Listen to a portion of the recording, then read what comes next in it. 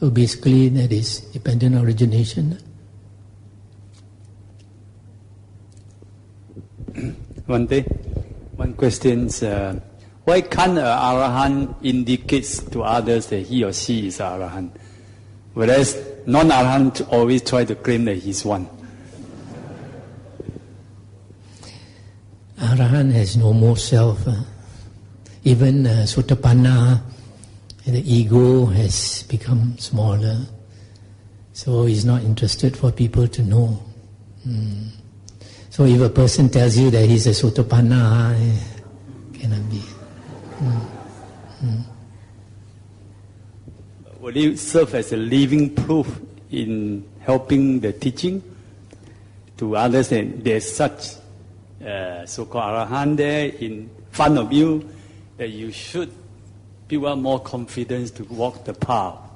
You see, if he tells you that he's an Arahant, and there'll be some people who will slander him, and they create a lot of bad merit.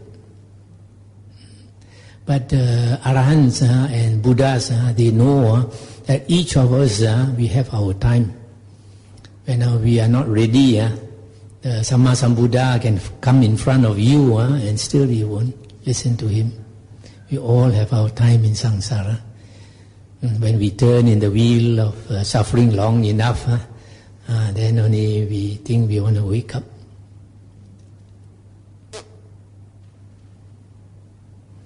Like today I am a monk. It's not the conditions in this life that made me a monk or him. It's the past, many lifetimes. Sometimes we know from our dreams. Dreams tell us a little bit about our past, that we understand why today we become a monk. So you see, 99.99% of Buddhas are Pachika Buddhas. They can teach, but they don't want to teach. Don't think Pachika Buddhas cannot teach, They have walked the path. How can they not be familiar with the path to teach you?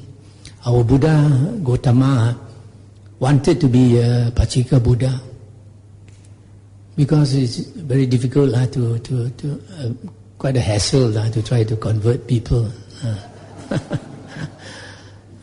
So he wanted to be a Pachika Buddha, but this Brahma, who was a monk in the previous life, pleaded with him. And then he decided it's true. There are some people that our brother Chiam, we will want to listen. And then he came to turn the wheel.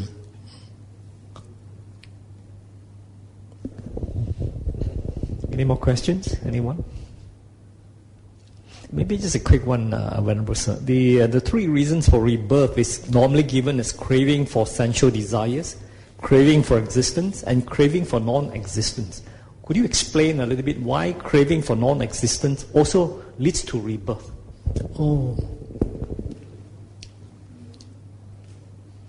These three cravings are used to explain suffering.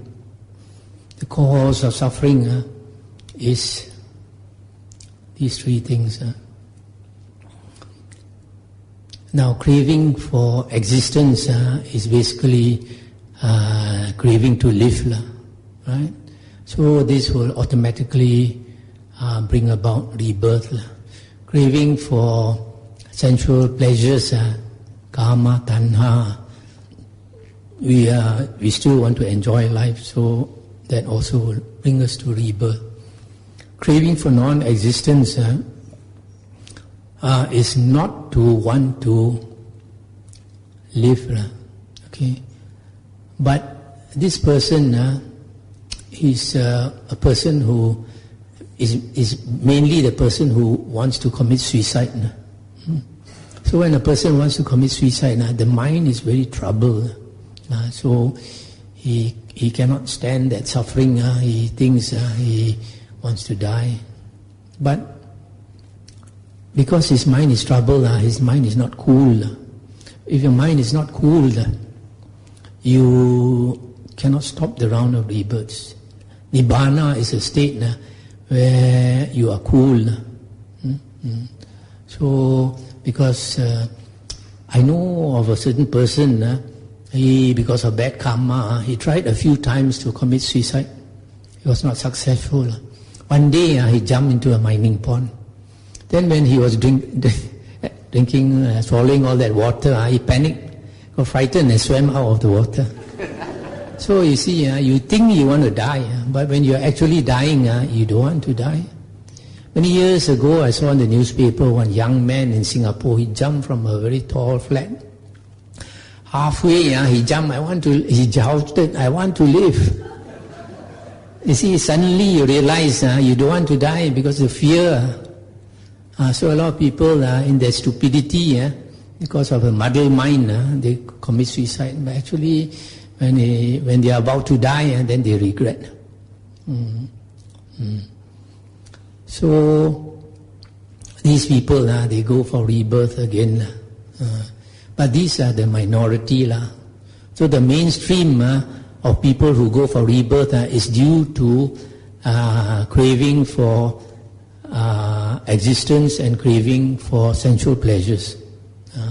So this one is a minority.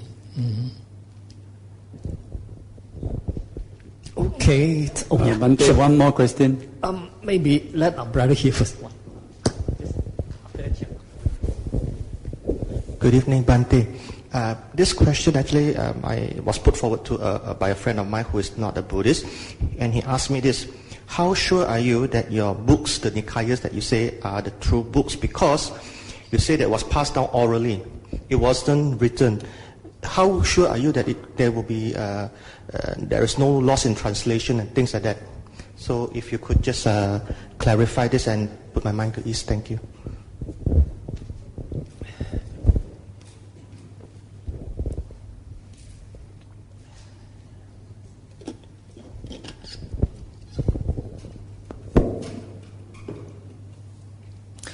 When the Buddha was alive, his disciples transmitted his teachings orally. And that was a very good way, because it was very hard to falsify the teachings. Because you have thousands of monks chanting the same thing, and you come along, you think you want to say something different, people will not listen to you. But when they started to print books, it was something else, and that happened about 500 years after the Buddha's passing away. So for example, you look into Mahayana Sutras, it always ends by saying that you will create a lot of merit, you will reprint these sutta. But during the Buddha's time, there was no books. How could the Buddha have said this? Now, the Dhamma came from India, and it was transmitted to Sri Lanka, and it went to Burma and all that. In Sri Lanka, over the years, when Mahayana ideas started, deviant teaching started, this Sri Lanka, there were two sects.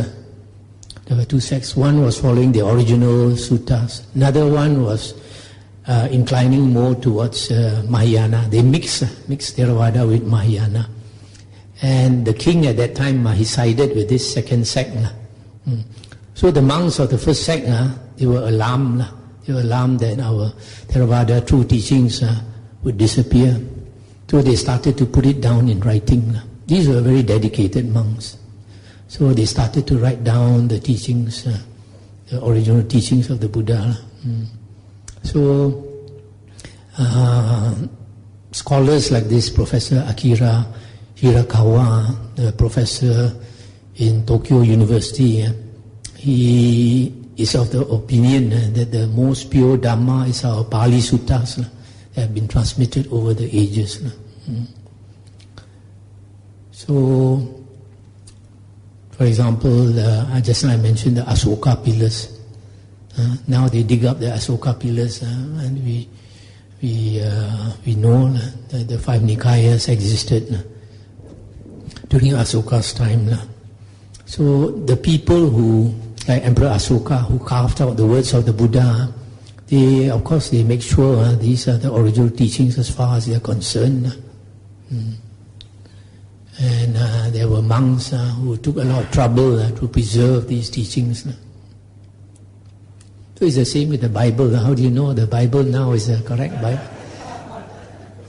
Now they have found the Gnostic Bible, very different from the present Bible. All right, I think we'll wrap up with one question from Brother Chiam. Yeah. I think it's also linked somehow to that, even if it's correct, the interpretation may be different or the translation may be different by different people. So then which is to follow? Okay. For example, Uniso Mana Sikara, quite often translated as wise attention. How wise is wise in that manner of a translation? Okay, there we find that firstly the Pali text itself of the suttas, there is no argument that it is authentic. As far as the translation, the first translation into English was done by the Pali Text Society.